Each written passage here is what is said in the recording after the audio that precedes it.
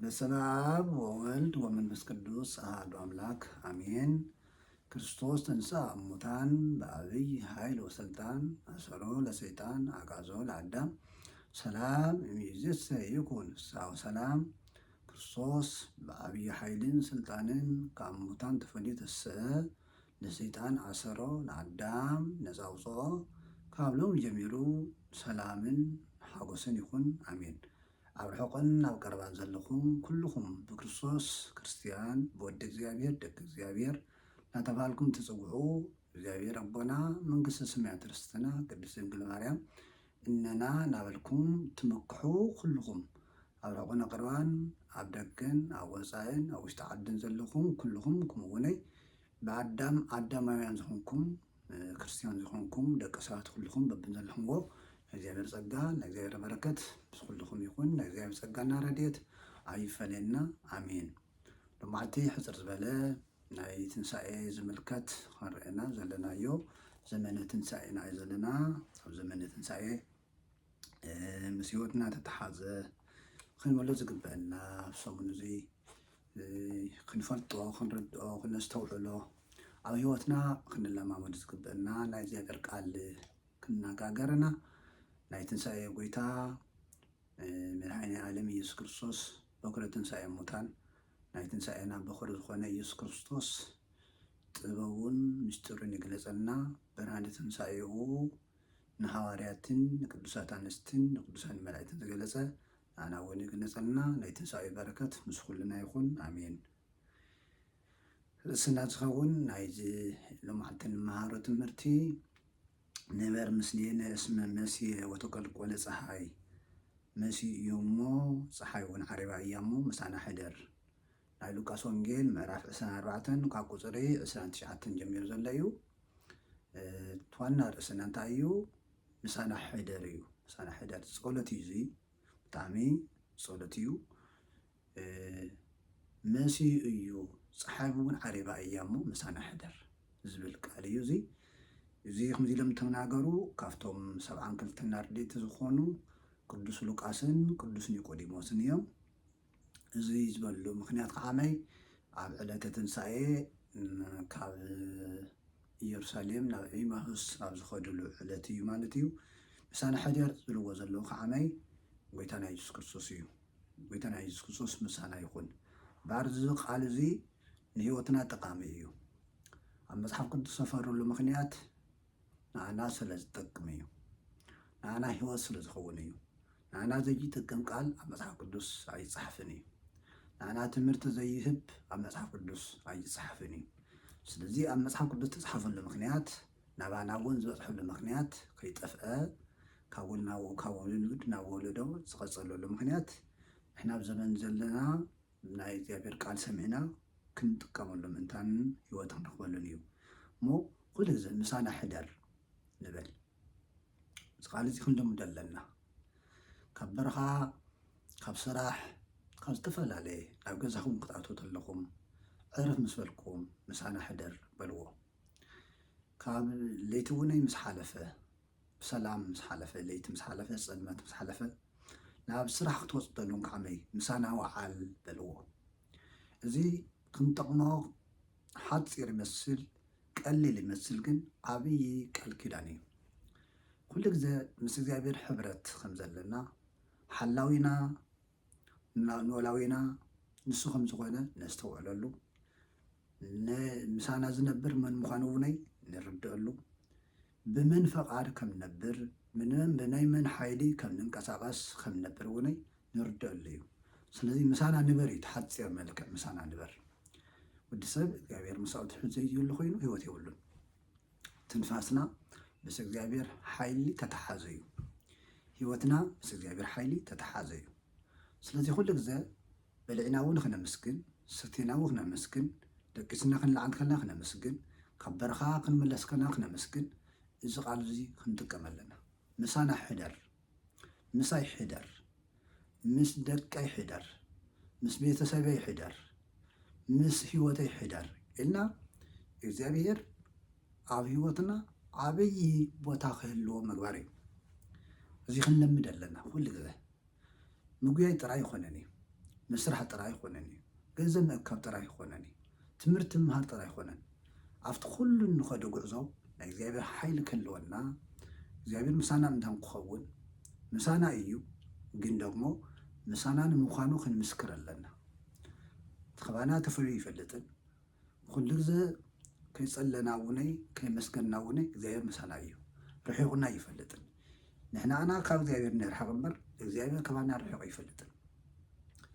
ንሕናና ምስ እግዚኣብሔር ዘይንነብር እምበር እግዚኣብሔር ኩሉ ግዜ ምሳና እዩ ንሕናና ንእግዚኣብሔር ዘይነስተውሶ እምበር እግዚኣብሔር ኩሉ ግዜ ይሰስተወሰና ንሕናና ንእግዚኣብሔር ንርስዖ እምበር እግዚኣብሔር ንዓና ይርሳናን ንሕናና ንእግዚኣብሔር ንርሕቆ እምበር እግዚኣብሔር ንዓና ይርሕቐናን ንሕና ኢና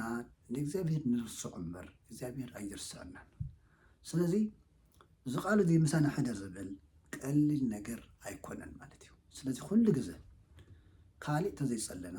ዳዊት ተዘይፀለና ቅዳሴ ማርያም ተዘይፀለና መፅሓፍ ቅዱስ ተዘይንበብና እዛ ቃል እዚኣ ግን ኩሉ ግዜ ክንጥቀመላ ሓደራ ብል እዚ መልእኽቲ እዚ ትሰምዑ ዘለኹም ቅድሚ እዚ ትጥቀሙ ነርኩም ፅቡቕ ዘይትጥቀሙሉ ነርኩም ካብ ሎሚ ጀሚርኩም ምሳና ሕደር ብልዎ ምሳና ሕደር ኩሉ ግዜ ኣብ ጸሎትኩም ኣብ ርስና ምስ ጸለኹም ካልእ ከዓ ስራሕኩም ምስ ወዳእኹም ምሳይ ይኹን ምሳይ ሕደር ኣብ መንገድና እንታይ ከም ዘሎ እንታይ ዓይነት ጉድጓድ እንታይ ዓይነት ፅድፊ ከም ዘሎ ኣይንፈልጦን ኢና ስለዚ ኩሉ ግዜ እግዚኣብሔር ምሳና ተኮይኑ ኢና ክንሳገር ንኽእል ትጸልማት ክንሓልፎ ትጸድፊ ሜዳ ክኾነልና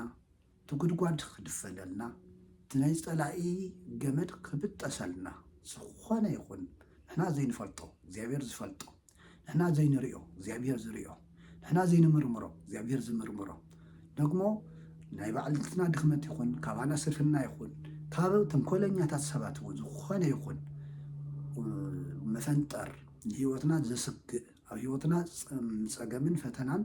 መፈንጠር ዝኾነ ነገር ከቃለልና ዝኽእል እግዚኣብሔር እዩ እሞ ኩሉ ግዜ ዝቃል እዚ ክንጥቀም ኣለና ምሳና ኩን ምሳይ ኩን ምሳይ ሕደር ምሳይ ወዓል ምሳይ የምሲ ናበልና ክንጥቀም ኣለና ምክንያቱ እስመ መሲሕ ብሄር መሲሕ እዩ ፀሓይ እውን ዓረባ እያ ዓይናይ ፀሓይ ዓይናይ ምሸት ኩሉ ከም ኩነታቱ ምሸት ማለት ናይ ተፈጥሮ ምሸት ጥራይ ኣይኮነን ፀሓይ ማለት ታናሪኣ ፀሓይ ጥራይ ኣይኮነን ብዙ ናይ ህይወት ፀሓይ ኣለና ኣብ ህይወትና ዝመሲ ብዙሕ እዩ ኣብ ህይወትና ዝዓርብ ብዙሕ እዩ ንህይወትና ከም ፀሓይ ዘገልግለና ብዙሕ ነገር ኣሎ ንሱ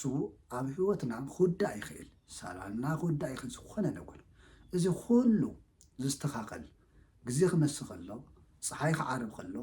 ኩሉ ዘስተኻኽሎ እግዚኣብሔር እዩ ፀሓይን ወርሕን ዘፈራርቕ ጸልማትን ለይትን ቀትርን ለይትን ክረምትን ሓጋይን ዘፈራርቕ እግዚኣብሔር እዩ ስለዚ ኩሉ ዝኽእል ኣምላኽ ኣብ ህይወትና ምንታን ክህሉ ምሳና ሕደር ኢልና ክንፅሊ ከም ዝግበአና ዙ ርእሲ እዚ የምህረና ማለት እዩ እምበኣር ናይዚ ትምህርቲ ዓላማ እዚ ኩሉ ግዜ ምስ እግዚኣብሔር ምንባር እዩ ዓላማው ናይዚ ርእሲ እዚ ትምህርቲ እዚ ኩሉ ግዜ ምስ እግዚኣብሔር ምንባር ከም ዝግበአና ዘምህር ትምህርቲ እዩ እሺ ትምህርቲ እዚ ከምዚ ኢሎም ዝዛረቡ ዘለው ኣብቲ ዋና ሓተታ ክንኣቱ ከለና ዞም ምሳና ሕደር እናበሉ ዝምሕፀኑ ዘለው ዞም ምሳና ሕደር እናበሉ ፅልይ ዘለው ሰባት ቅዱስ ሉቃስን ቅዱስ ኒቆዲሞስን እዮም ናይዚ ትምህርቲ እዚ ብድሕሪኡ ዘሎ ታሪኻዊ ኣመፃፅኡ እንታይ እዩ ተተቢሉ እዚኣቶም ናይ ጎይታና ኢየሱስ ክርስቶስ ተምሃሮ እዮም ደቀ መዛሙርቲ እዮም ስለዚ ኣብ ኢየሩሳሌም እዮም ዝነብሩ ነይሮም ብሰላም እዮም ዝነብሩ ነይሮም ኣብ ኢየሩሳሌም ኣብቲ ናይ ሰላም ቦታ እዮም ዝነብሩ ነይሮም ስለዚ ኢየሩሳሌም ማለት ናይ ሰላም ከተማ ማለት እዩ ኢየሩሳሌም ብሂል ሃገረ ሰላም ኢየሩሳሌም ማለት ናይ ሰላም ከተማ ማለት እዩ ካሊእ ኢየሩሳሌም ናይ እግዚኣብሔር ናይ እግሩ ናይ ዙፋኑ ዓዲ እያ ኣብ ማቴዎስ ወንጌል ምዕራፍ 5 ቁፅሪ 35 እስመ ሃገሩ ለእግዚኣብሔር ለንጉስ አብይ ብኢየሩሳሌም ኣይትምሓል ኢየሩሳሌም ናይ ንጉስ እግዚኣብሔር ከተማ እያ እሞ ማለት እግዚኣብሔር ዝምለኸላ ካብ ዓለም ኩሉ ንክምለኸላ ስሙ ክፅዋዕ ሕጊ እግዚኣብሔር ክፍፀመላ ዝተሓርየት ዓዲን ሃገርን ከተማን እያ መን ኢየሩሳሌም። ኢየሩሳሌም ማለት ናይ ሰላም ከተማ ማለት እዩ። ሰላም ከዓመይ ናይ እግዚኣብሔር ሰላም ተኣወጀላ፣ ናይ ዘለዓለም ሰላም ተኣወጀላ። እዛ ከምዚ ኢሉ ተኣወጀላ ናይ ሰላም ሃገር ተባሃለት፣ ናይ ሰላም ከተማ ተባሃለት ኢየሩሳሌም፣ ናይ ሰላም ከተማ ተባሃለት ኢየሩሳሌም። ኣብ ዝኾነ ግዜ ግን ሰላም ሕቑዋ ነይሩ። ሰላማ ስኢና ነይራ፣ ሰላም ስኢና፣ በረከት ስኢና፣ ናይ ሸፋቱ ከተማ ኮይና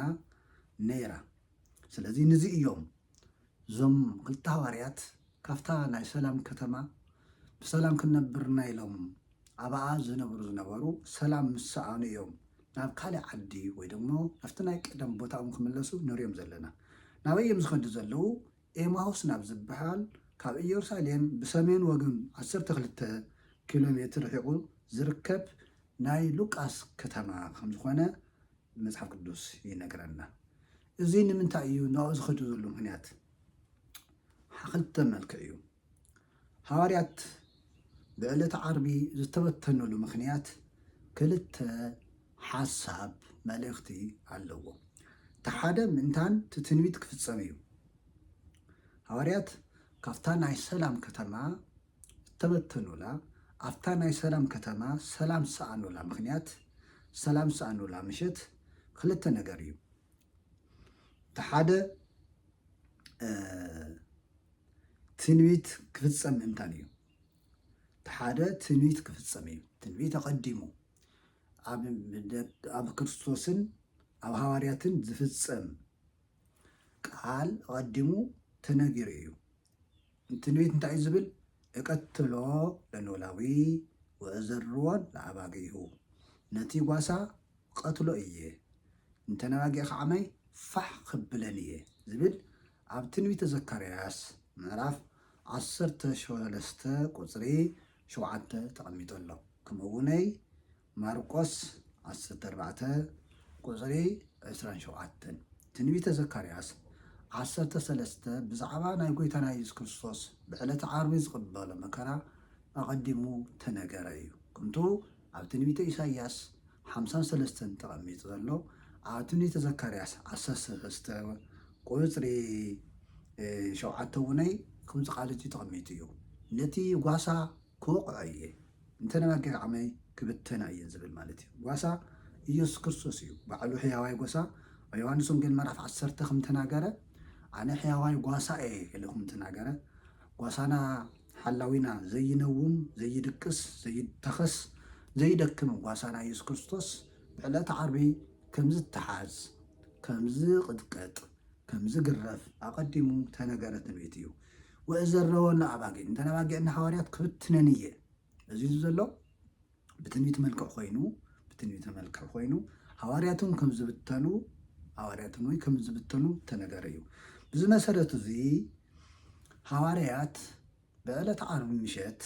ጎይታና ኢየሱስ ክርስቶስ ክትሓዝ ከሎ ኣብ ጌተሰማኒ ሊቃነ ካህናትን ፈሪሳውያንን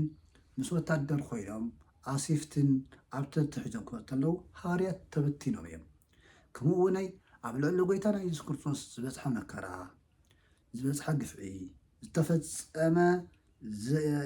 ዘይግባእ ኣብ ወዲሰብ ክፍፅም ዘይግብኦ መከራን ግፍዕን ብምርኣዮም ሃዋርያት ደንጊፆም ተበቲኖም እዮም። ከምዚ ኢሉ ይነግረና ብዛዕባ ካህናትን ፈሪሳውያንን እንታይ ሒዞም ከም ዝመፁ። ኢየሱስ ድማ ነቶም ክሕዝዎ ዝመፁ ሊቃነ ካህናትን ኣሕሉቕ ሓለውቲ ቤተ መቅደስን ሽማግለታትን ከም ከታሪዶ ኣሲፍትን ኣብ ትርትን ሒዝኩም መፂኹምኒ። ሉቃስ ወንጌል ምዕራፍ 22 ቁፅሪ 48 ጀሚሩ ስጋ 54 ጎይታና ኢየሱስ ክርስቶስ ክትሓዝ ከሎ እቶም ካህናት እቶም ናይ ቤተ መቅደስ ኣገልገልቲ ኣሲፍትን ኣብ ትርትን ሒዞም እዮም መፅኦም። እንታይ እዩ ዘሎ? ካህናትን ሕሉቕ ሓለውቲ ቤተ መቅደስን ሽማግለታትን እዚኣቶም እቶም ዋና ናይ ሃይማኖት ኣቦታት እዮም። ሊቃነ ካህናት እኒሄው ኣሕሉቕ ሓለውቲ ቤተ መቅደስ እኒሄው ሽማግለታት ከዓ እኒሄው ሰለስተ እዮም እዚኣቶም ሲ ከም ወታደር እዮም ብወታደር መልክዕ እዮም መፅኦም ዘለዉ ዕጡቋት ኮይኖም ማለት እዩ ዕጡቋት ኮይኖም ከም ከታሪ ከም ሰራቂ ከም ሌባ ከም ወንጌለኛ ብኣሲፍትን ኣብትርትን ዶ ሕዝኩም መፂኹምኒ ይብሎም ኣሎ ጎይታና ኢየሱስ ክርስቶስ እዚ ንኣቶም ንካህናት ይምልከቶም ነይሩ ካህናት ኣሲፍቲ ክሕዙ ኣብትርቲ ክሕዙ ብዚ መልክዕ እዚ ክሕዝዎ ኣይምልከቶምን ነይሩ ግን ይጋጥም ከምዚ እውን ከጋጥም ይኽእል እዩ ኣብ ዘመንና እውን ኣሎ እዩ ሰባት ዘይምልከቶም ዕጥቂ ክዕጠቑ ይኽእል እዮም ክሰሓት ከለዉ ክወድቂ ከለዉ ማለት እዩ ኣብ ዝሓለፈ ግዜያት ኣብ ዝበሎምን እውነይ ኣብ ቤተ ክርስቲያንና ከምዚ ዓይነት ብምፍፃሙ ናይ ኣይሁድ ተግባር ኣብ ቤተ ክርስቲያንና ኣብ ህዝብና ብምፍፃሙ ንቤተ ክርስቲያንና ውድቀት ዝኾነ ቦታት ብዙሓት እዮም ክናገርዎ ዘይግብኦም ሰባት ካህናት ኮይኖም ጳጳሳት ኮይኖም መነኮሳት ኮይኖም መምህራን ኮይኖም ዲያቆናት ኮይኖም ካብ ኣፎም ክወፅእ ዘይግብኦ ቃል ናይ ወታደር ቃል ናይ ዓለም ሰብ ቃል ኣጠቃቅማ ብምጥቃሞም ንብዙሓት ክርስቲያን እንቅፋት ዝኾኑ ቁፅሪ የብሎምን እሞ እንታይ ንምሃር ኣለና ንክርስቶስ ክሕዙ እኮ ካህናት ኣሲፍትን ኣብተርትን ዝሓዙ ኣብዚ ታሪክ ተቐሚጡ ኣሎ ንምንታይ ይመስለና ተፃሓፈሉ ምክንያት ከምዚ ዓይነት ከጋጥም ይኽእል እዩ ማለት እዩ ካህናት እውን ኣሲፍቲ ክሕዙ ይኽእል እዮም ካህናት እውን ተዓጢቖም ክረኣዩ ይኽእል እዮም ጳጳሳት እውን ናይ ፖለቲካ መሳርሒ ክኾኑ ይኽእል እዮም ማለት እዩ እዞም ሰባት እዚኣቶም እዞም ጎይታና ኢየሱስ ክርስቶስ ዝሓዝዎ ካህናት ኣሕሉቕ ሓለውቲ ቤተ መቅደስ ሽማግለታት ምስ መንግስቲ ሴራ ገይሮም ተንኮል ገይሮም እዮም መፅኦም ናብ ጎይታና ኢየሱስ ክርስቶስ ሎሚ እውነይ ንቤተ ክርስቲያን ኣሕሉቕ ናይ ቤተ ክርስቲያን ሓለውቲ ኮይኖም ናይ ቤተ ክርስቲያን ኣሕሉቕ ኮይኖም ናይ ቤተ ክርስቲያን ኣገልግልቲ ኮይኖም ናይ ቤተ ክርስቲያን መራሕቲ ኮይኖም ንዘይመልከቶም ኣካል ተዋሂዶም ተኣሳሲሮም ዝሰርሑ እሞ ክርስቶሳዊት ዝኾነት ናይ ክርስቶስ ቤተ መቅደስ ናይ ክርስቶስ ኣካል ዝኾነት ቤተ መቅደስ ብኣሲፍትን ብኣብትርትን ዝገርፉ ቁፅሪ የብሎምን ማለት እዩ ኣብ ሰዓት እውን ኣሎ እዩ ማለት እዩ ዋና መልእኽቲ ሐዋርያት ተበተነሉ ምክንያት ሊቃነ ካህናትን ፈሪሳውያንን ሓለውቲ ቤተ መቅደስን ሽማግለታትን ኣብቲ ናይ ሰላም ከተማ ኢየሩሳሌም ቶም ሰላም ክሰብኩ ዝግብኦም ቶም ንዝተበተኑ ክእክቡ ንዝወደቐ ከልዕሉ ዝግብኦም ናይ ኣሲፍቲ ሒዞም ኣብትርቲ ሒዞም ስለተረኣዩ እዮም ኣብ ቤተ ክርስቲያን እውን ከምዚ ዓይነት ከም ዘጋጥም ክንግንዘብ ኣለና እሞ ሐዋርያት ተበተነሉ ብዙ ምክንያት እዩ ካህናት ዕጡቃት ኮይኖም ክመፁ ከለዉ ሓለውቲ ቤተ መቅደስ ዕጡቃት ኮይኖም ክመፁ ከለዉ ሽማግለታት ዕጡቃት ኮይኖም ክመፁ ከለዉ ሐዋርያት ንምንታይ ዘይብተኑ እሞ ኣብቲ ናይ ሰላም ከተማ ዘይሰላማውያን ሰባት ክርከቡ ከለዉ ሐዋርያት ክብተኑ ክፈርሑ ክድንግፁ ግዴታም እዩ ማለት እዩ ብዙ ምክንያት እውን ከምዘሎም እውን ናይ ቤተ መቅደስ ሰባት ናይ ቤተ ክርስቲያን ሰባት ዕጡቃት ብምዃኖም መነኮሳት ኮይኖም ናይ ዓለም ዕጡቃት ብምዃኖም ካብ ቤተ ክርስቲያን ዝረሓቐ ምእመን ቁፅሪ የብሉን ካብ ክርስትና ዝረሓቐ ምእመን ቁፅሪ የብሉን ብምክንያት ማለት እዩ ሓደ ግዜ ምክንያት ከይንኸውን ክንጥንቅቕ ኣለና ክርስቲያን ጥንቁቕ እዩ ንባዕሉ እውነይ ሂወቱ ከይወድቕ ነብሱ ከይጎድእ ናይ ካሊእ ነብሲ እውነይ ከይዕንቅፍ ንካሊእ ነብሲ እውነይ ዕንቅፋት ከይኸውን ስሕተት ንስሕተት ካሊእ እውነይ ንካሊእ ምእመናን ንካሊእ ዓለም እውነይ ዕንቅፋት ከይኸውን ክርስቲያን ከጥንቅቕ ኣለዎ ጳውሎስ ዝነገረና ጎይታና ኢየሱስ ክርስቶስ ዝነገረና ንካሊእ ሰብ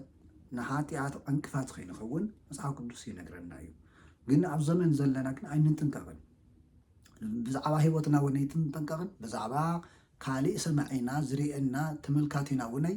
ዕንቅፋት ከይንኾኖ ካብ ቤተ መቅደስ ከይርሕቕ ከይብተን ምእመናን ከይብተኑ ህዝበ ክርስቲያን ከይብተን ዝሓስብ ኣቦ መራሒ የብልናን እዚ እዩ ህዝበ ክርስቲያን ትበቲኑ ዘሎ ሎሚ ከም ዕለተ ዓርቢ ዝነበረ ታሪክ ተደጊሙ እዩ ህዝበ ክርስቲያን ተበቲኑ እዩ ብኣከባቢ ተበቲኑ ብቋንቋ ተበቲኑ ብኣመለኻኽታ ተበቲኑ ናይ ዓለም መሳርሒ ኮይኑ ማለት ብምንታይ ምክንያት ብናይ ቤተ ክርስቲያን መራሕቲ ምክንያት ስንፍና ድኽመት ምክንያት ማለት እዩ ብዙሕ እዩ ናብ ቤተ ክርስቲያን ዘይመፅእ ምስ ከደ ዘይተመለሰ ምስ ተበተነ ዘይተኣከበ ምስ ወደቐ ዘይተለዓለ ኣሎ በዕለተ ዓርቢ ለውን ዕለተ ዓርበላ ማለት እዩ ዕለተ ዓርቢ ተፈፂማላ ማለት እዩ ብዚ ምክንያት እዚኦም እዮም እዞም ሃዋርያት እዞም ክልተ ሃዋርያት ካብቶም ተወተኑ ብዙሓት ሃዋርያት ናብ ኤማሁስ ዝኸዱሉ ምክንያት ኣብ ሃገረ ሰላም ኣብቲ ናይ ሰላም ከተማ ሰላም ስለ ዘይረኸቡ እዮም ኣብቱ ናይ እምነቱ ቦታ ዝእመን ሰብ ስለ ዝሰኣኑ እዮም ኣብቱ ናይ ምርግጋእ ቦታ ዘረጋግእ ሰብ ስለ ዝሰኣኑ እዮም ኣብቱ ናይ ሓጎስ ቦታ ናይ ምፅንናዕ ቦታ ዘፀናንዕ ዝሕጉስ ሓቂ ዘዛረብ ስለ ዝሰኣኑ እዮም ተበቲኖም ዝኸዱ ዘለዉ ማለት እዩ እሞ እዞም ተበተኑ ካብቶም ተበተኑ ክልተ ዝኾኑ ሉቃስን ኒቆዲሞስን ተበቲኖም ናብ ኤማሁስ ኣብ ዝኸዱሉ ግዜ ሓደ ርእሲ ሒዞም ይኸዱ ነበሩ ቀዳማይ ርኢና ኣለና ካልኣይ ርእሲ እዚ እዞም ተጓዓዝቲ ክጓዓዙ ከለዉ ሓደ ርእሲ ሒዞም ይጓዓዙ ነበሩ ሓደ ሓሳብ ሒዞም ይዘራረቡ ነበሩ መዘራረቢ እዮም መንገዲ ክንከተለካ ስእካ ይኽየድን ነዊሕ መንገዲ ሓደ ርእሲ ሒዝካ ሓደ ወግዒ ሒዝካ ሓደ ታሪክ ሒዝካ እዩ ዝኽየድ እቲ መንገዲ እውነይ ምንታን ከዘልቀልካ ከምኡ እውነይ ትድኻምን ክቅንሰልካ ነዊሕ መንገዲ ምኽያድካ እውን ከይተስተንትን ነዊሕኒ ፀሓይ ኮይኑኒ ደኺሙኒ ዝብል ሓሳብ ክቅንሰልካ ምንታን ክንከተለካ ሓደ ነዊሕ ርእስኻ ትሕዝ እሞ ወቅታዊ ዝኾነ ትኩስ ዝኾነ ሓደ ርእሲ ሒዞም እናተዘራረቡ ይኸዱ ነይሩ እቱን ዋና ናይ መንገዲ መጓዓዚ ርእሶም ዝነበረ ክርስቶስ እዩ ናይቲ ነገረ ክርስቶስ እዩ እቲ ዝዛረበሉ ነበሩ እንታይ እዩ በቲ ዝኾነ ንስንሳቶም ይዘራረቡ ነበሩ እንትዘራረቡን እንትመራመሩን እንተለዉ ከዓ ኢየሱስ ምስኣቶም ሕውስ ኢሉ ክኸይድ ጀመረ እዞም ደቀ መዛሙርቲ ይጓዓዙ እዮም ዘለዉ ክጓዓዙ ከለዉ ሓደ ርእሲ ኣሎ መዓዝ እዮም ዝጓዓዙ ዘለዉ ሰንበት እዮም ዝጓዓዙ ዘለዉ ስለዚ ዓርቢ ምሽት ተፈፀመ ሓደ ዓብይ ነገር ኣሎ ንስ ከዓ ጎይታና ኢየሱስ ክርስቶስ ኣብ ዘይወዓለሉ ሓጢኣት ኣብ ዘይብሉ ሓጢኣተኛ ተባሂሉ በደለኛ ተባሂሉ ከም ተገረፈ ከም ተኣሰረ ከም ተቐጥቀጠ ከም ተሰቐለ ከም ዝሞተ ከም ተቐበረ እዚ ዓብይ ርእሲ እዩ ወቕታዊ እዩ ንሱ ጥራይ ዘይኮነስ ኣብቲ ጎይታና ኢየሱስ ክርስቶስ ክትሓዝ ከሎ ክስቀል ከሎ ተፈፀመ ተኣምራት ኣሎ ኣብ ሰማይ 4 ተኣምራት ተፈፂሞም ኣለዉ ኣብ ሰማይ 3 ተኣምራት ተፈፂሞም ኣለዉ ፀሓይ ፀሊማ እያ ወርሒ ደም ኮይና እያ ከዋኽብቲ ረጊፎም እዮም ኣብ ምድሪ 4 ተኣምራት ተፈፂሞም ኣለዉ ምድሪ ተንቀጥቂጣ እያ መቃብራት ተኸፊቶም እዮም ሞታን ተሲኦም እዮም ቤተ መቅደስ መጋረጃ ተቐዲዱ እዩ እዚ ተኣምራት እዩ ዓብይ ተኣምር እዩ ጎይታና ኢየሱስ ክርስቶስ ተሰቂሉ ጥራይ ኣይኮነን እቲ ዋና ርእሲ ጎይታና ኢየሱስ ክርስቶስ ተገሪፉ ጥራይ ኣይኮነን እቲ ዋና ርእሶም ኣብቱ ጎይታና ኢየሱስ ክርስቶስ ኣብ መስቀል ክውዕል ከሎ ምእንታና እዚ ኩሉ መከራ ክቅበል ከሎ ናይ ተፈጥሮ ምስክር ሰብ ኣይመስከረን ስነ ፍጥረት ግን መስኪሮም መን ምዃኑ ሰማይ መስኪሩ ምድሪ መስኪራ ስነ ፍጥረት መስኪሮም ኣብ መቃብር ዝነበሩ ሰባት ተሲኦም እዚ ምስክርነት እዩ ሃዋርያት ተኣምር ዝኾነ ማለት እዩ እዚ እዩ እዚ ክዘራረቡ ከለዉ እናተመራመሩ ኣብ ሰማይ ተፈፀመ ተኣምር ኣብ ምድሪ ተፈፀመ ተኣምር ከምኡ ከዓመ ናይ ኣይሁድ ጭካነ ከምኡ ከዓመ እቲ ኣብ ጎይታና ኢየሱስ ክርስቶስ ዝበፅሐ መከራ ንክንታይ ዓይነት መከራ ከም ዝኾነ እናተዘራረቡ እናተመራመሩ ክኸዱ ከለዉ ኢየሱስ ክርስቶስ ናብኣቶም ሕወስ በለ እንግዳ መሲሉ ማለት እዩ ነዚ ኢና እግዚኣብሔር ምሳና ሕደር ንብሎ ምሳና ኩን ንብሎ ነዚ እዩ ምሳና ኩን ዝበለሉ ምክንያት እዚ እዩ ሕውስ ኢሉ ምስኣቶም ክኸይድ ጀመረ ተገሊፁሎ ማለት እዩ ዝገርም እዩ ምስኣቶም ሕወስ በለ ይብል ሕወስ በለ እግዚአብሔር ኣብ ዘረባና ይተሓወስ እግዚአብሔር ኣብ ጉዕዛና ይተሓወስ እግዚአብሔር ኣብ ዓላማና ይተሓወስ እግዚአብሔር ኣብ ኩሉ መንገድና ይተሓወሰልና እግዚአብሔር ክሕወስ ተለይ ኩሉ ነገር ዝቐንዕ ትጸልማት ዝበርህ ዝጎድጎደ ዝቐንዕ ተሓንካት ዝቐንዕ ትዝረሓቐ ዝቐርብ ትዝጠፈ ዝምለስ እግዚአብሔር ምሳና ክኾን ከሎ እዩ ምክንያቱ እግዚአብሔር ኩሉ ኣብ ኢዱ እዩ እሞ እዞም ሃዋርያት እዚ ናይ ክርስቶስ ነገረ መስቀል እናልዓሉ እናተመራመሩ እናተዘራረቡ ክኸዱ ከለዉ ክርስቶስ ናባቶም ሕወስ በለ እዩ ዝበለና ዘሎ መፅሓፍ ቅዱስ እሞ እግዚአብሔር ምሳና ዝሕወስ ምሳና ዝኸይድ ናባና ዝቐርብ ናይና ዘረባ ርእሲ እንታይ ክኸውን ተሎ እዩ ለምኡነይ ኢየሱስ ክርስቶስ ዘተማነወዮም ኢየሱስ ክርስቶስ ትማልን ሎምን ጽባሕን ሓደ እዩ ተባሂሉ ተጻሒፉ እዩ ኣብ ዕብራውያን ምዕራፍ 13 ቁጥሪ 8 ኢየሱስ ክርስቶስ ትማልን ሎምን ሓደ እዩ ተባሂሉ ኣሎ ትማሊ ምስ ሃዋርያት ዝኸደ ትማሊ ምስ ሃዋርያት ሓዊሱ ዝጓዓዝ ዝነበረ ኢየሱስ ክርስቶስ ሎሚ ኸ ምስ መን ይጓዓዝ ይኾን ኢየሱስ ክርስቶስ ምሳና ክጓዓዝ ኸ ናይቲ ጉዕዘና ርእሲ እንታይ ክኾን ኣለዎ እግዚአብሔር ናባና ዝቐርብስ እንታይ ክንዛረብ ከለና እዩ እንታይ ክንመራመር ከለና እዩ ናይ መንገድና ርእሲ እንታይ እዩ ናይ ሓደ ሰዓት መንገዲ ትዝወሩ ናይ 20 ደቂቃ መንገዲ ትዝወሩ ናይ 40 ደቂቃ መንገዲ ትዝወሩ ከምኡ ከዓ በይ ናብ ካልእ ዓዲ ክትጓዓዙ ሰባት ካብ ካልእ መዓዲ ናይ ሓደ መዓልቲ ድዩ ናይ 2 መዓልቲ ድዩ ናይ 3 መዓልቲ ድዩ ናይ 10 ሰዓት ድዩ ከምዚ ዓይነት ጉዕዞ ትገብሩ ተለኹም እንታይ ርእስኹም እንታይ እዩ ኣብ መንገዲ ንሳኹም ዝሕወስ መን እዩ ንሳኹም ዝጓዓዝ መን እዩ እግዚአብሔር ምሳና ምእንታን ክጓዓዝ ሓቢሩ ምሳና ክጓዓዝ እንታይ እዩ ርእስና እንታይ ንገብር ኣለና እንታይ እናሰማዕናና ንኸይድ እንታይ እናተመራመርናና ንኸይድ እንታይ ንገብር ኣለና እዚ እዩ ንሓስበሉ ዝግብአና እግዚአብሔር ምሳና ኩን ንኽንብሎ ርእሲ ሃልወና ርእስና ሓደ ርእሲ ንዘራረበሉ ናይ እግዚአብሔር ርእሲ ክህሉ ይግብአና ምክንያቱ እግዚአብሔር ክሕወስ እዩ ኩሉ ግዜ ምሳና እዩ እግዚአብሔር ስለዚ እግዚአብሔር ምሳና ንኽነብር እግዚአብሔር ምሳና ክሕወስ ናባና ሕወስ ክብል ናብቲ ፀረባና ክሕወስ ናብቲ መንገድና እውን ምሳና ተሓዊሱ ክኸይድ ምንታን ኩሉ ግዜ ናይ እግዚአብሔር ቃል ናይ እግዚአብሔር ሓሳብ ናይ እግዚአብሔር ምሕረት ክንሓስብ ክንመራመር ምንታና ምእንቲ ነብስና እግዚአብሔር ንነብስና ዝገበረልና ንሂወትና ዝገበረልና ኣብ ሓዳርኩም ኣብ ቤተሰብኩም ኣብ ሂወትኩም ኣብ ስራሕኩም እግዚአብሔር ዝገበረልኩም ሓስቡ እስቲ ሓስብዎ ትማሊ እንታይ ገይሩልኩም እግዚአብሔር ንኣና ዘይገበረልና ብዙሕ ይኮን እንታይ ገይሩልና እንታይ ዘይገበረልና እንታይ ጎዲሉልና እግዚአብሔር ብዙሕ ነገር ገይሩልና ንፈልጦም ዘይንፈልጦን ንርድኦን ዘይንርድኦን ንሪኦን ዘይንሪኦን እግዚአብሔር ሂወትና ብዙሕ እዩ ዝሰርሐልና እግዚአብሔር እዚ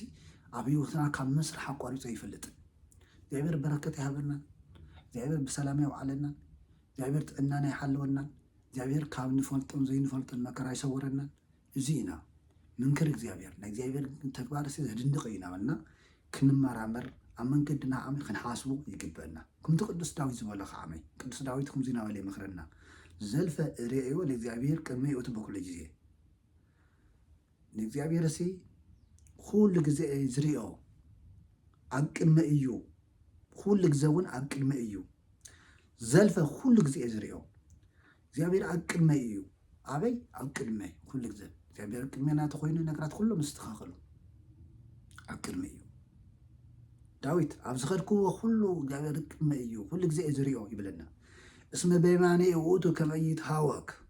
ከይህወኽ ከይዕንቀፍ ደግሞ እግዚአብሔር ኣብ የማነ እዩ ይብለና ኣሎ መዝሙረ ዳዊት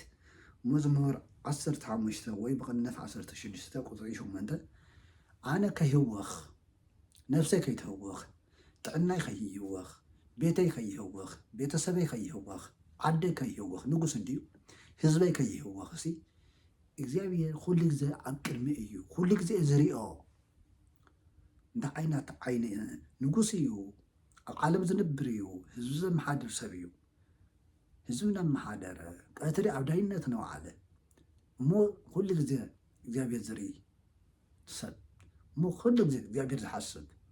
እሞ ኩሉ ግዜ እግዚአብሔር ኣብ የማኑ ከም ዝኾነ ዝኣምን መራሒ ዳዊት ዝመርሖ ዝነበረ ህዝቢ ተዓደለ እዩ ከምዚ ዓይነት መራሒ ዝነበረ ህዝቢ ተባረኸ እዩ ኩሉ ግዜ ምስ እግዚአብሔር ዝነብር መራሒ እግዚአብሔር ኣብ ቅድሚኡ ከም ዝኾነ ኩሉ ግዜ ዝሓስብ መራሒ እግዚአብሔር ኣብ የማኑ ከም ዝኾነ ኩሉ ግዜ ዝሓስብ መራሒ ደግሞ ከይህወኽ ህዝቡ ከይህወኽ ቤተሰቡ ከይህወኽ ከተማኡ ከይህወኽ ከዓመይ እግዚአብሔር ኣብ የማኑ ዝኾነሉ ንጉስ ዝተዓደለ እዩ ከምዚ ዓይነት ይሃበልና እግዚኣብሔር እንታይ ጎዲልና ባና ንህዝብና እንታይ ጎዲልዎ ንቤተክርስቲያንና እንታይ ጎዲልዋ ንዓለምና እንታይ ጎዲልዋ ከምዚ ዓይነት ዝሓስብ ሰብ እዩ ሲና ዘለና እግዚኣብሔር ንመራሕትና እንታይ ጎዲልዎም እዚ እዩ ጎዲልዎም እግዚኣብሔር ኣብ ቅድሚኦም ምዃኑ ዝሓስብ መራሒ የብልና እግዚአብሔር ኣብ የማነ እዩ ዝብል መራሒ የብልና እግዚአብሔር ኩሉ ግዜ ዝሪኦ ዝብል መራሒ የብልና ህዝብና እንታይ ምስክርነት ይሃልወና ምስክርነት ከይንህወኽ ሲ እግዚአብሔር ምሳና ንክህሉ ከይህወኽ ቅዱስ ዳዊት ዝበሎ ኣነ ይህወኽን እየ ከይህወኽ ሲ እግዚአብሔር ኣብ የማነ እዩ ህዝበይ ከይህወኽ ቤተሰበይ ከይህወኽ ጥዕናይ ከይህወኽ ህይወተይ ከይህወኽ ሲ ከይህወኽ ከይዕንቀፍ መሰናኽል ከይህልዎ እግዚአብሔር ምሳይ እዩ ኩሉ ግዜ ኣብ ቅድመ እዩ ኢልካ ምምስካር ከምዚ ኢልና ክንምስክር ይግባልና እዚ ይጎዲልና ዘሎ ንህዝብና ዝጎደሎ እዚ እዩ ንቤተክርስቲያንና ዝጎደላ እዚ እዩ እግዚአብሔር ኩሉ ግዜ ንእግዚአብሔር ምርኣይ ኩሉ ግዜ ንእግዚአብሔር ምሕሳብ ማለት እዩ ከምቲ ቅዱስ ዳዊት ዝበለና ከዓመይ ኣብዚ ትንሣኤ ዝንገር ክንዝምሮ ቅዱስ ዳዊት ዝነገረና ንግሩ ለእግዚአብሔር ምህረቶ ወመንክረሂ ለእጓለ እመሕያው ናይ እግዚአብሔር ምሕረቱን ተኣምራቱን ንደቂ ሰባት ንኣህዛብ ንገሩ መስክሩ ስበኹ እስመ ሰበረ ወሃብተ ብርት ወቀጥቀጠ መናስክተ ዝሃፂን እግዚአብሔር ናይ ብረት ቁልፊ ቀጥቂጥ እዩ ሰቢር እዩ እሞ ናይ እግዚአብሔር ምሕረት ናይ እግዚአብሔር ተኣምራት ንገሩ መስክሩ ይብለና እንታይ ማለት እዩ ኣብ ዘመነ ትንሣኤ ዝፅብቕ እዚ ን5500 ኣብ ሲኦል ተቆሊፎም ዝነበሩ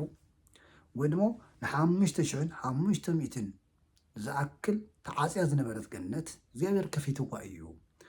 ሲኦል በርቢሩ ኣብ ሲኦል ነበሩ ግዙኣት ናይ ሓጢኣት ግዙኣት ምርኮኛታት ማሪኹ ካብ ሲኦል ካብ ፀልማት ኣውፅእዎም እሞ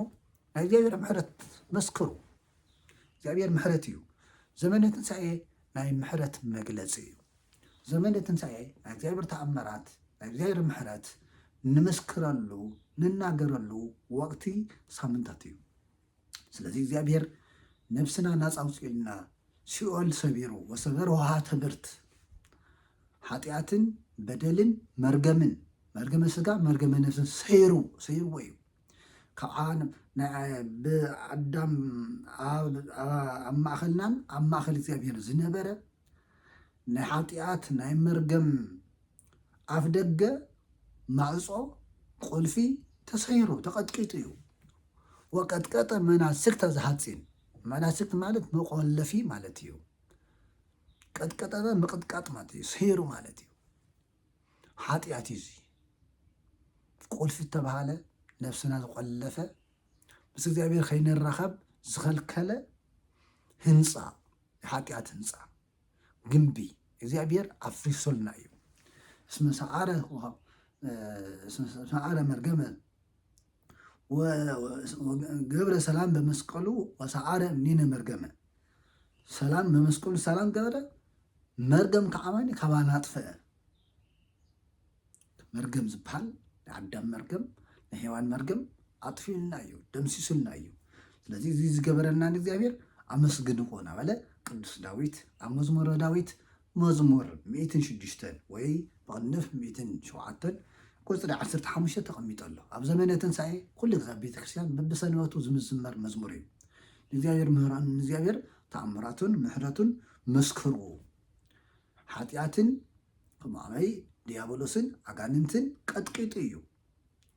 ወለሰይጣንኒ ዘቀጥቀጠ ሃይሎ ንሰይጣን ቀጥቂጥዎ እዩ ኣሰሮ ለሰይጣን ንብሎ እውን እዚ እዩ እኮ ኣሰሮ ለሰይጣን ኣጋዞ ለኣዳም ንሰይጣን ኣሲርዎ ቀጥቂጥዎ ብሃይለ መስቀሉ በመስቀሉ ፀሮ ኣግረረ ወል ዝዓለመ ፈጠረ ዓለም ዝፈጠረ ኢየሱስ ክርስቶስ ንፀሩ ሰይጣን ወለፀላኢ ቀተሎ በመስቀሉ ንሰይጣን ቀተሎ ቀጥቀጦ ተቢሉ ከም ተፃሓፈ ማለት እዩ ስለዚ ኣብዚ ሰሙነ ትንሣኤ ከምዚ እናበልና ክንዛረብ እግዚአብሔር ምሳና ንክህሉ ምሳና ኩን እናበልና ምሕረቱ እናመስከርና ክንከተለን እግዚአብሔር ምሳና ከም ዝኸውን ዝእመን ኣምላኽ እዩ ዝተኣመነ ኣምላኽ እዩ ኣነ ምሳኹም እየ ኢልና ስመይ ኣብ ትፅውዐሉ ኣብ ዝፅውዐሉ ኣነ ኣለኹ ኢሉና እዩ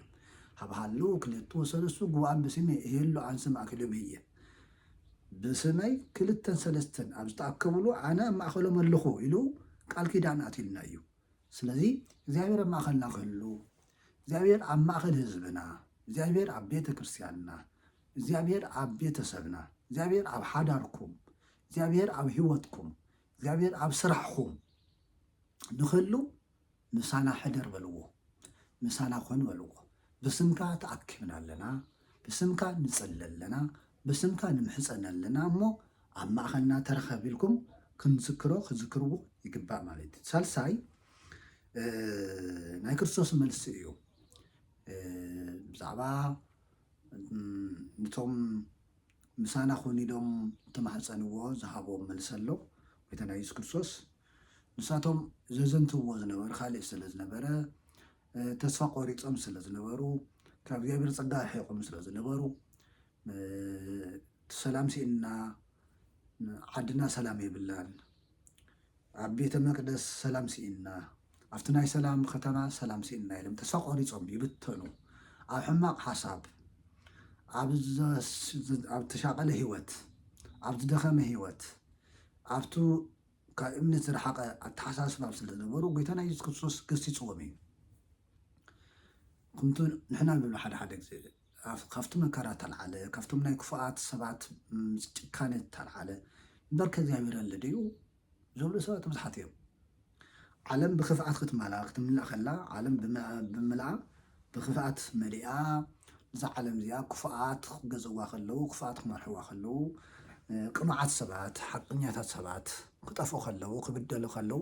እምበር ከእግዚኣብሔር ኣሎ ዶ ኢሎም ተስፋ ዝቆርፁ ብዙሓት እዮም ኣብ ናይ እግዚኣብሔር ህልውና ዝጠርጠሩ እግዚኣብሔር ከምዘይርኢ ፍርዲ ከምዘይህብ ከምዘይሰምዕ ንምንታይ ዳእሞ ዝኩሉ ግፍዒ ይፍፀም እናበሉ ዝሓስቡ ብዙሓት እዮም ግን እግዚኣብሔር ኣሎ እቲ መከራ ኣብዛ ዓለም ዝበፅሕ ዘሎ ኣብ ክርስትያን ዝበፅሕ ዘሎስ ሂወት ክርስቶስ ብባዕሉ ብኣካል ተቐቢልዎ እዩ እቶም ቀደም ሒዝን ንሪኦም ጨካናት ንብሎም ዘለና ጨካናት ደፋራት ንብሎም ዘለና ኣብ ክርስቶስ ዘመን እውን ነይሮም እዮም ኣብ ልዕሊ ክርስቶስ እውን ከምኡ ፈፂሞም እዮም ስለዚ እቶም ሰላም ሲእና ኢሎም ዝሃድሙ ዘለዉ ደቀ መዛሙርቲ ዘቑርፅ ቃል ተስፋ ዝቆረፀ ተስፋ ናይ ምቁራፅ ቃል እዮም ይጥቀሙ ነይሮም ትክክል መስኪሮም እዮም ክርስቶስ እንታይ ዓይነት ሰብ ከም ዝነበረ እንታይ ዓይነት ነብይ ከም ዝነበረ መስኪሮም እዮም ካብኡ ዝሃብዎ ቃል እንታይ እዩ ተስፋ ንገብር ነርና ከድሕነና ነፃ ከውፀና ኢልና ተስፋ ጌርና ኢና ዝመውት ክስቀል ተስፋ ጌርና ይነበርናን ክነብር እሞ ምስኡ ክንነግስን ሓሲብና ነርና ኢሎም ናይ ተስፋ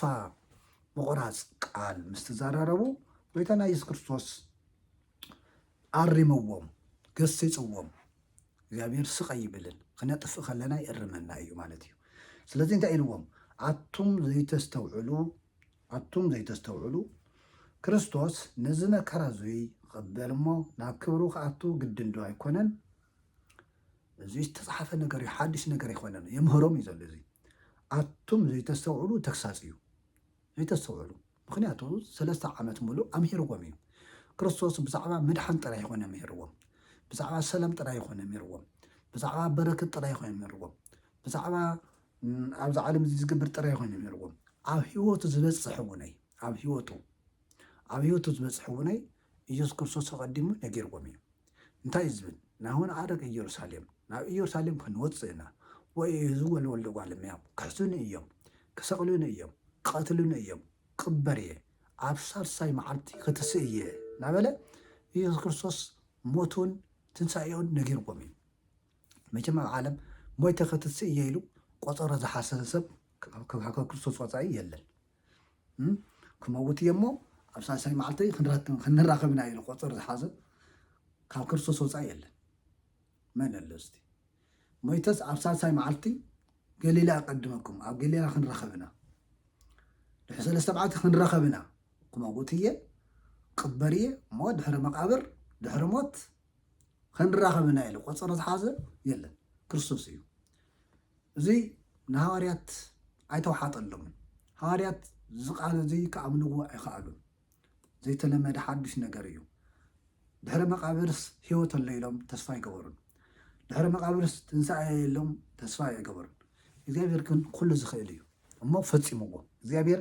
ዘይገብሮ ኣይናገርን እዩ ዘይፍፅሞ ከዓመይ ኣይናገርን እዩ ዘይፍፅሞ ኣይናገርን ዝተናገሮ ከዓመይ ኣይቕይርን እዩ እግዚኣብሔር ስለዚ ከም ተናገሮ እዚ ዝተፈፂሙ እኒሄሲ ነገረኩም ነይረ እየ ናበለ እዩ ንሃዋርያት ዝግስፆም ዘሎ ነዚ ክርስቶስ ነዚ መከራ እዚ ክቅበል እሞ ናብ ክብሩ ከኣቱ ግድን ዶ ኣይኮነን ናብ ክብር ማለት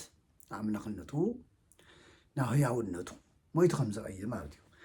ነቲ ብዛዕባኡ ኣብ ኩሉ መፃሕፍቲ ዘሎ ካብ ሙሴን ካብ ኩሎም ነቢያትን እናጠቐሰ ክገልፀሎም ጀመረ ነቲ ብዛዕባኡ ብዛዕባ ክርስቶስ ተፃሓፈሎ ብዛዕባ ክርስቶስ ዝፈፀሙ ኩሉ ተፃሓፈ እዩ ወልዲ እጓለ እመሕያው ይሃውር በከመ ተፅሕፈለቱ ወልዲ እጓለ እመሕያው ክርስቶስ ወዲ ሰብ ክርስቶስ ኣብዚ ዓለም እዚ ዝነብር ከምቲ ተፃሓፈሉ እዩ ማለት እዩ ነቢያት ብነቢያት ኣቐዲሙ ብነቢያት ተናገሮ ቃል ክፍፅም እዩ ኣብ ዝነበረ ኩሉ ንክንደይ ዓመት ከም ዝነብር እንታይ ከም ዝሰርሕ ኣቐዲሙ ተፃሓፈ እዩ እሞ እንታይ ይብል ነቲ ብዛዕባኡ ኣብ ኩሉ መፅሓፍቲ ስለዚ መፅሓፍቲ ኩሉ ብዛዕባ ኢየሱስ ክርስቶስ ይዛረብ ማለት እዩ መፅሓፍቲ ኩሎም ብዛዕባ ኢየሱስ ክርስቶስ እዮም ዝምስክሩ ማለት እዩ ብዛዕባ ኢየሱስ ክርስቶስ ዘይምስክር መፅሓፍ ኣይኮነን ብዛዕባ ኢየሱስ ክርስቶስ ትርጉም ዘይህብ መፅሓፍ ኣይኮነን ማለት እዩ ካብ ሙሴን ካብ ኩሎም ነቢያትን እናጠቐሰ ክገልፀሎም ጀመረ ጀሚርዎም እዩ ገሊፁሎም እዩ እዚ ክገልፀሎም ከሎ እዩ እሞ ሓደ ሰብ ሓቂ ክፈልጥ ኮይኑ እግዚኣብሔር ክገልፀሉ ከሎ እዩ እግዚኣብሔር ተዘይገሊፁልና ሰብ ዓቕሚ የብሉን እስመ ይኮነ ፅኑዕ ሃይለ ሰብ ናይ ሰብ ሓይሊ ፅኑዕ ኣይኮነን ሕና ድኹማትና እግዚኣብሔር ይገለፀልና እግዚኣብሔር ምስጋና ይኹን እሞ እዞም ሃዋርያት ከምዚ ኢሉ ኣፅናንዕዎም በረከት ሂቦም እዩ እሞ ድሕሪ እዚ ትምህርቲ እዚ ሃዋርያት ንዮሴፍን ኒቆዲሞስን ሉቃስን እንታይ እዮም ኢሎም መሲሕ እዩ ፀሓይ እውን ዓሪባ እያ እሞ ምሳና ሕደር ጉዕዞ ምስ ተወድአ ተጓዒዞም ናብቲ ከተማ ምስ በፅሑ ናብ ምሕደሪኦም ናብ ሰፈሮም ምስ በፅሑ ንሱ ሓሊፍዎም ክኸድ ደለየ ወይ ከም ሓደ ጋሻ ሓሊፍዎም ክኸድ ምስ በለ ኣይ ሕደር ላ ምሳና መሲሕ እዩ እሞ ምሳና ሕደር ኢሎም ከም ሓደ እንግዳ ከም ሓደ ጋሻ ተቐቢሎም ክሕደርዎ ኣጢቆም ሒዘምዎ ኣጢቆም ለሚንዎ ይብለና ቅንዕና እዩ እዚ ኣይፈልጥዎን ግን ካብቱ ዝሃቦም ትምህርቲ ተለዓለ ልቦም ተኒኽአሎ ዝሃቦም ትምህርቲ ቅድሚ ሕዚ ዝመሃርዎ ዝነበረ ቃል ስለዝኾነ ወይ ናይ ኢየሱስ ክርስቶስ ዘምህሮ ዝነበረ ቃል ስለዝኾነ ልቦ ኣብ ውሽጦም ልቦም ተነኺአሎ ስለዚ ምሳና ተሓዲሩ ምሳና ተምስዩስ ብዙሕ ነገራት ከምህረና እዩ ኢሎም ሓሲቦም ካሊእ እውነይ ፍቅረ ቢጽ ወይ ናይ ኢየሱስ ክርስቶስ እንግዳ ተቐባልነት ስለ ዘምሃሮም እንግዳ ክቕበሉ ከም ዘለዎም ኣበይ ከም ዝዓርፍ ናበይ ከም ዝኸይድ ስለ ዘይፈልጡ ግዜኡ መሲሕ እዩ ምሳና ሕደር እዚ ቅንዕና እዩ እግዚኣብሔር ዓመይ ናይ ልቢ ኣምላኽ እዩ እሞ እግዚኣብሔር ናይ ልቢ ኣምላኽ እዩ ታቅንዕናኦም ታይዋህነቶም ርኡ ምስኣቶም ክሓድር ኣተወ እዩ ዝብለና ምስኣቶም ኣተወ መሲሕ እዩ ምሳና ሕደር ፀሓይ እውን ዓሪባ እያ ምሳና ሕደር ምስ በለዎ ናብኣቶም ክሓድር ኣተወ ይብለና ምሳና ክሓድር ካብኡ ያው ናብኣቶም ምስ ኣተወ ኣብቱ ናይ ሉቃስ ቦታ ናብ ቤት ምስ ኣተዉ ንእንግዳ ክፍፀመሉ ክግበረሉ ዝግባእ ኩሉ ገይሮምሉ እዮም እንግዳ ክግበረሉ ዝግባእ ኩሉ ገይሮምሉ እዮም ስለዚ መኣዲ ቀሪቡ ተሓፂቡ መኣዲ ቀሪቡ ባሪኹ ቆሪሱ ሂብዎም እዩ ዝብለና መጽሓፍ ቅዱስ ትሕብስቲ ኣልዒሉ ባሪኹ ቆሪሱ ሂብዎም እዩ ዝብለና መኣዲ ምብራኽ ልማድ ይኮነ መጽሓፍ ቅዱሳዊ እዩ ፀሊኻ ምብላዕ ባሪኽካ ምብላዕ ዓብይ ወላዲ ተልዩ ባሪኹ ክህብ ኣብ ቤተሰብ ኣብ ሓደ ዓብይ ቤተሰብ ዝዓበየ ሰብ ባሪኹ ስመ እግዚኣብሔር ፀዊዑ ባሪኹ ቆሪሱ ዝህብ ናይ ቤተክርስትያን ስርዓት እዩ ናይ መፅሓፍ ቅዱስ ትምህርቲ እዩ እሞ ካብዚ በረከት እዚ ከይትርሕቑ ዘመንና በረከት ዝጎደለ እዩ ህዝብና ካብ በረከት ናወፀ እዩ ልማድ ኣይኮነን ባህሊ ኣይኮነን ናይ መፅሓፍ ቅዱስ ትምህርቲ እዩ መኣዲ ፀሊኻ ባሪኽካ ቆሪስካ ምሃብ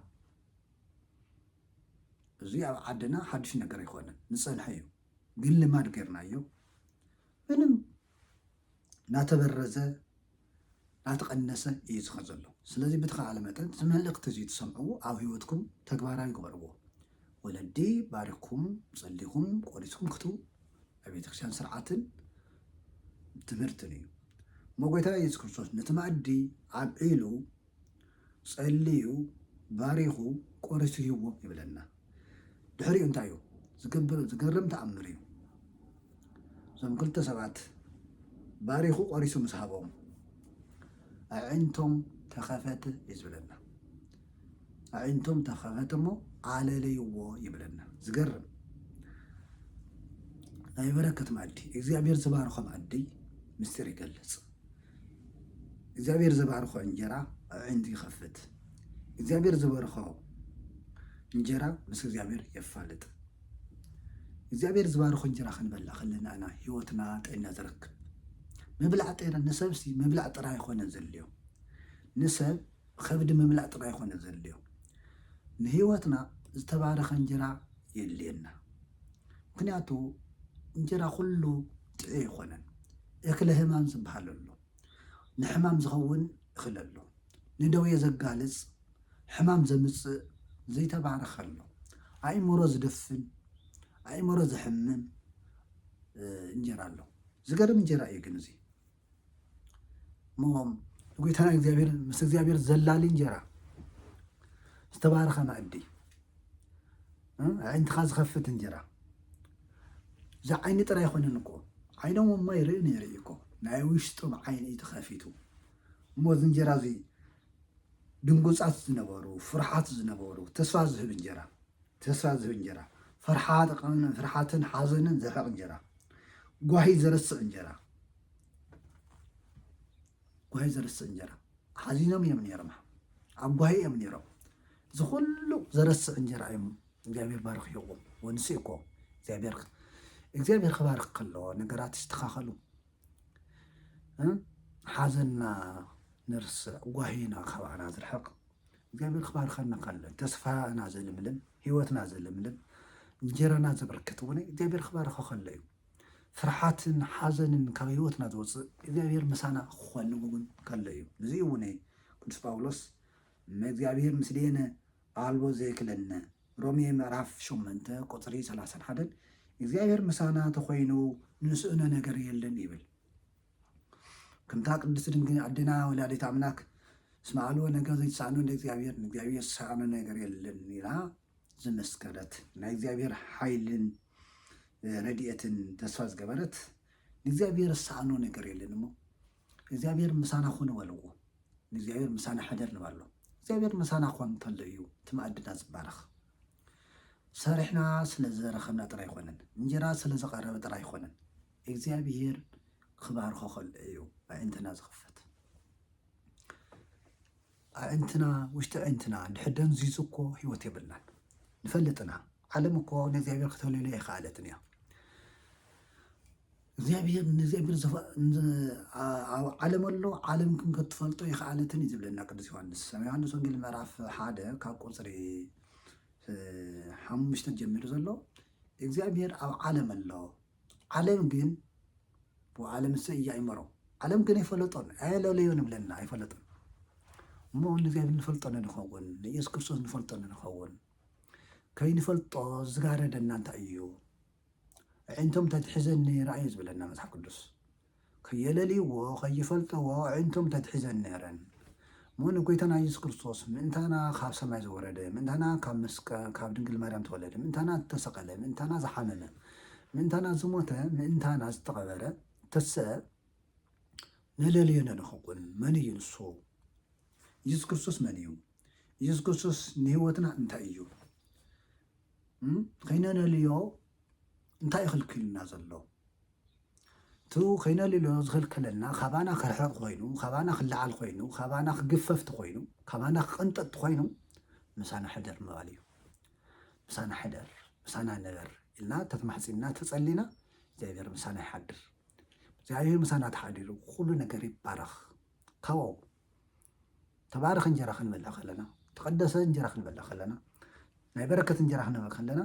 ሻው እንታይ ይኾን ኣእምሮና ይኽፈት እዚ ዝተባረኸ እንጀራ ተባሃለ ናይ ህይወት እንጀራ ኢየሱስ ክርስቶስ እዩ ኣነ ውእቱ ህብስተ ህይወት ዝወረደ ሰማያት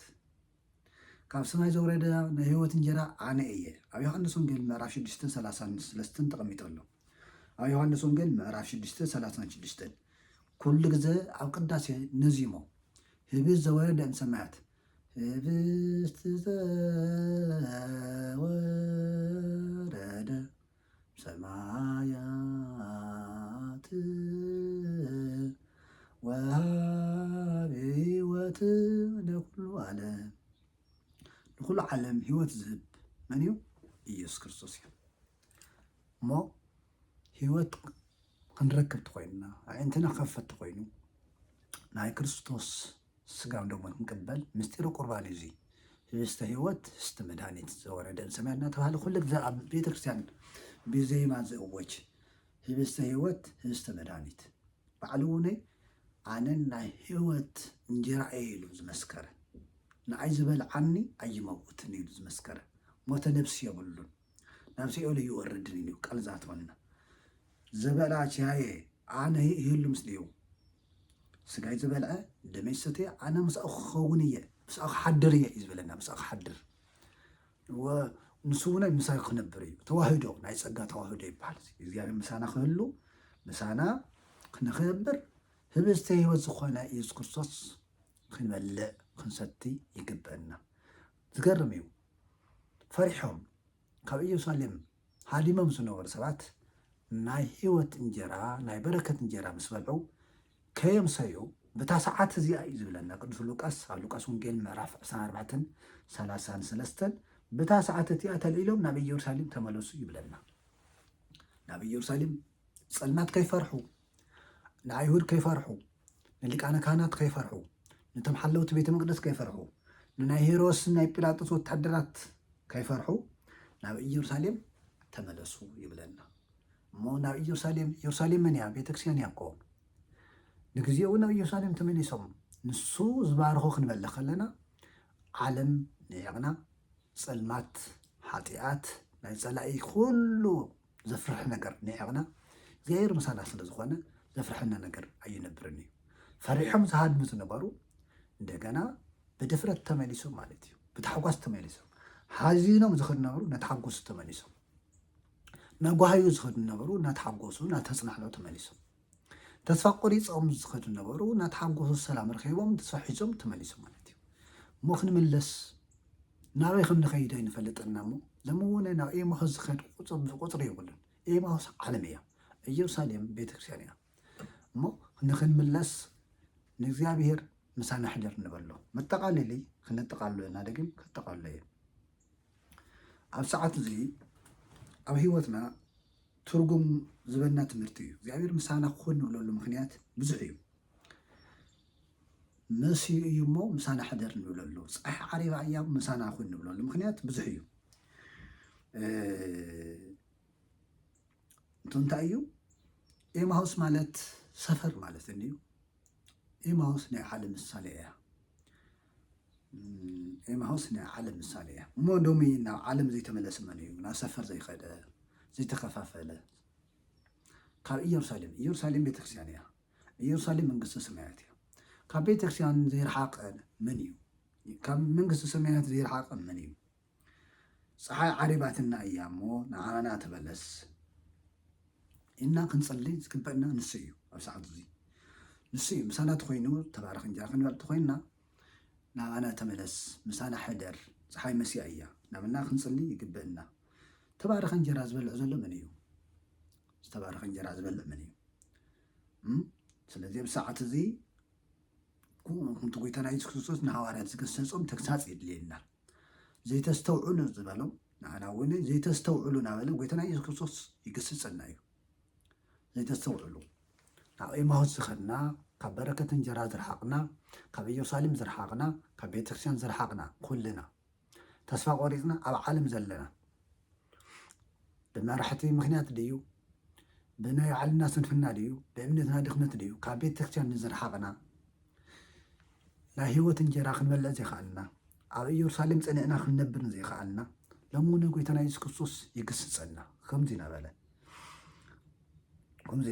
ጎይታና ኢየሱስ ክርስቶስ ይግስፀና ኣነ ነቶም ዘፍቅሮም እግስፆምን እቐፅዖምን እዩ ዝብለና ኣነ ነቶም ዘፍቅሮም እግስፆምን እቐፅዖምን እየ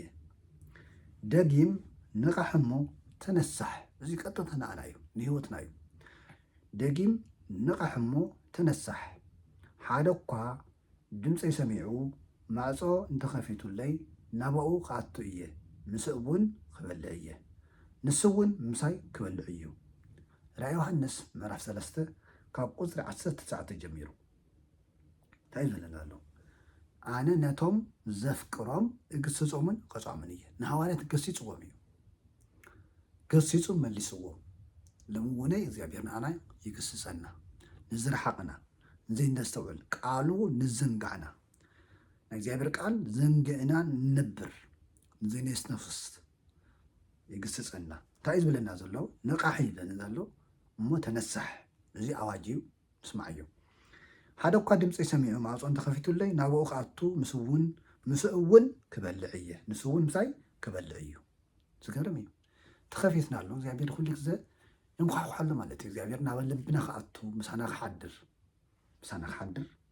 ካብኡ ከዓመይ ምስጢር ክገልፀልና ምሳና ክነብር እግዚኣብሔር ዝበልዕ ሰቲ ኣምላኽ ኣይኮነን ግን ፍቅሪ ይኽበና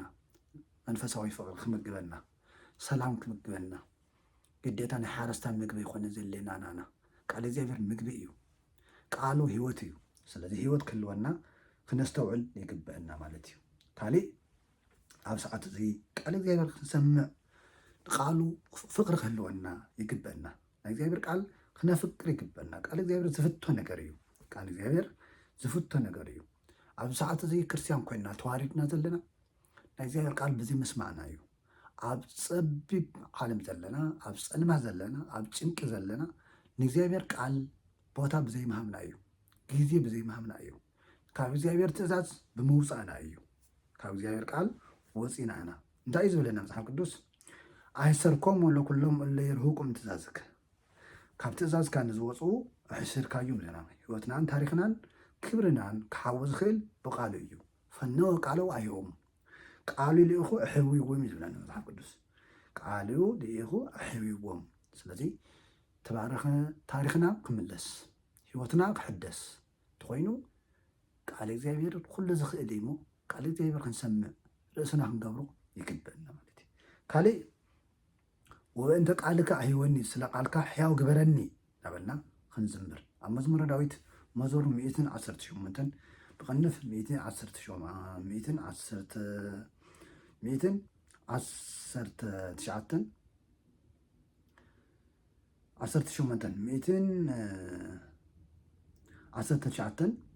ቁፅሪ 154 ርሁቕ ህይወቶም ሓጥኣን ስርዓት ካይደለዩን እዮም እሞ ድሕነት ካብ ሓጥኣን ርሑቕ እዩ ይብለና ካሊእ እንታይ እዩ ወእንቲ ቃልካ ሂወኒ ስለ ቃልካ ኣሕውየኒ ሕውየት ሃበኒ ህይወት ንረክብ ሲ ብእግዚኣብሔር ቃል እዩ ንሕና ንነብር ዘለና ብእግዚኣብሔር ቃል ስለ ተፈጠርና ኢና ናይ እግዚኣብሔር ቃል ህይወት ዝብ እዩ እሞ ክንሰምዕ ይግበአና እሞ ኣብ ሰዓት እዚ መን እዩ ዘይመሰዮ መን እዩ ዘይፀልመቶ መን እዩ ፀሓይ ዘይዓረቦ ግዴታ ፀልማት መሲ ንብሎ ናይ ተፈጥሮ ጥራይ ኣይኮነን ናይ ተፈጥሮ ጥራይ ዘይኮነስ ናይ ተፈጥሮ ፀልማት ጥራይ ዘይኮነስ ኣብ ህይወትና ዝመስ ብዙሕ ነገር እዩ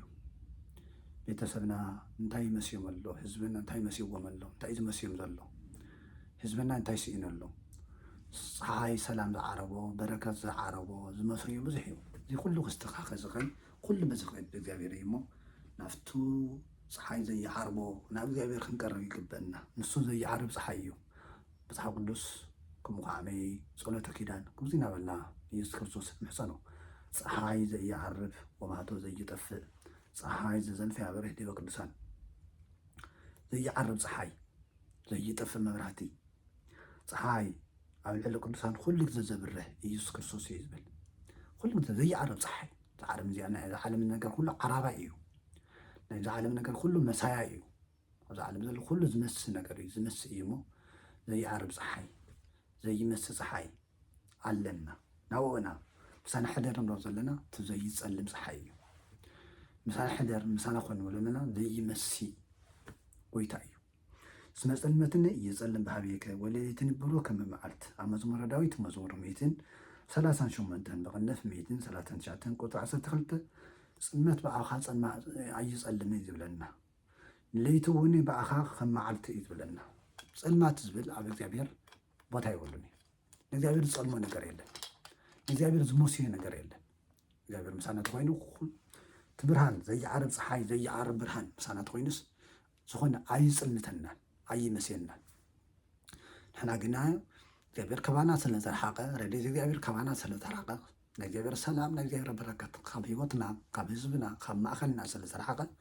ትቐትሪ እውን መሲና ኣሎ ፀሓይን ሓለወትን ፀሓይ ዓሪባትና ኣላ ሰላም ጎዲሉና ኣሎ እንታይ ኣሎ ኣባናስ ኣብ ሂወትናስ ኣብ ቤተክርስትያንናስ ኣብ ህዝብናስ እንታይ እዩ ሞ ዘይመሰየ እንታይ እዩ ሞ ዘይፀልመተ እንታይ እዩ ሞ ዘይዓረበ እንታይ እዩ ሞ ዘይተወደአ